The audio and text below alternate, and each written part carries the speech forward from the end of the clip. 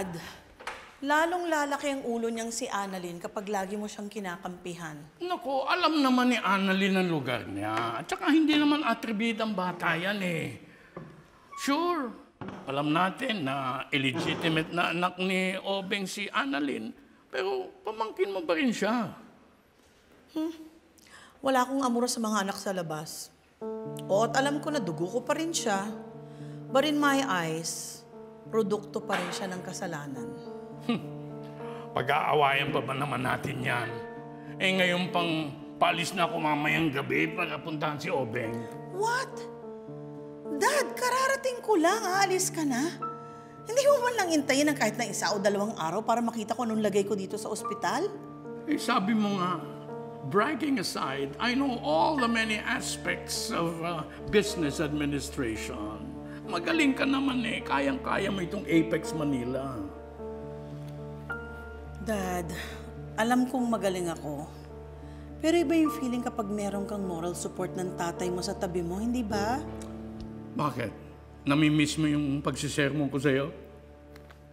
Siguro nga. Dad naman eh. Alam mo yun, that's just how I feel kapag nandiyan ka, nakatabi kita. Di ba? Bakit? Kapag ako ba nakoma, pupuntahan mo din ako? Hintayin muna nating makoma ka para malaman natin. Dad naman. Akala ko pa naman magbabonding tayong dalawa. Eh, paano tayo makakapag-bonding? Eh, malubay ang kapatid mo. Hindi tayo magiging masaya dahil may sakit si Obeng. Tsaka, alam mo namang hindi kami naging close ni Obeng. Ikaw naman, sa iyo ko pinamana lahat ng negosyo natin. Tsaka, ayaw kong mawala si Obeng na may galit sa akin. Gusto kong ngayon pa lang mapalitan ng magagandang alaala yung galit niya sa akin. O sige ha.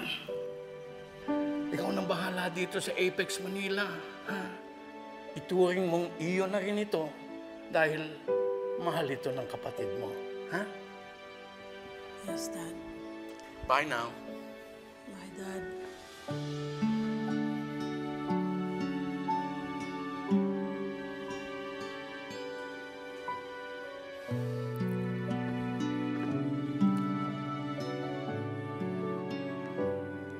Hello? Yeah, I'd like to cancel my reservation for dinner for 2.